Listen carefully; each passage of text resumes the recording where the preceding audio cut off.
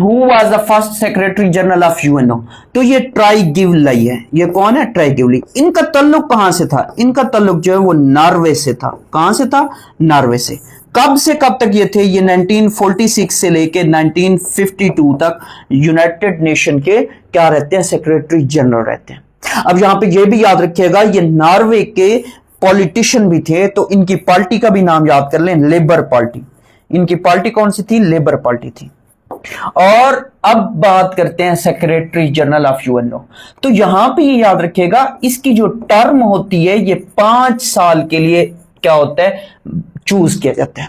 और इसको दोबारा भी मतलब इसकी टर्म हो सकती है, यानी कि ये दोबारा भी बन सकते हैं, अगर सिंपल लफ्जों में बयान करूं।